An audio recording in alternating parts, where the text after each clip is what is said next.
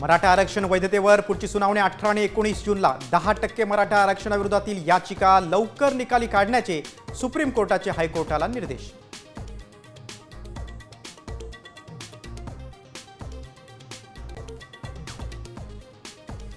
मंत्री संजय शिरसाट संभाजीनगरात दलित समाजाची जमीन हडपली। आणखी 4 ठिकाणी पत्नी आणि मुलाच्या नावाने स्वस्तात जमीन खरेदी। माजी खासदार जलील यांचा गंभीर आरोप।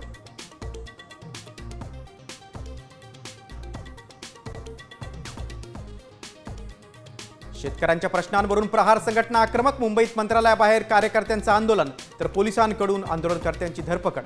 बच्चू कडूंच्या उपोषणाचा 4था दिवस।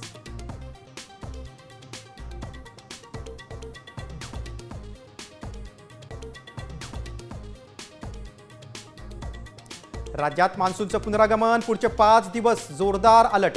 मुंबई पुण्यात कोसळणार मुसळधार तर 13 जिल्ह्यांमध्ये अतिमुसळधार पावसाची शक्यता।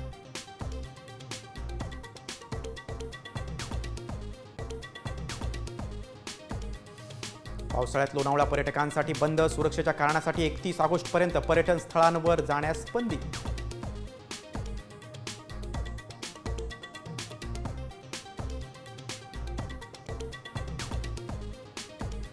शासकीय निमशासकीय सेवेतील निवृत्त अधिकाऱ्यांना पुन्हा सेवा बजावता येणार। कंत्राटी पद्धतीने नियुक्ती करण्याचा शासनाचा निर्णय। वयाच्या 70 पर्यंत सेवा देता येणार।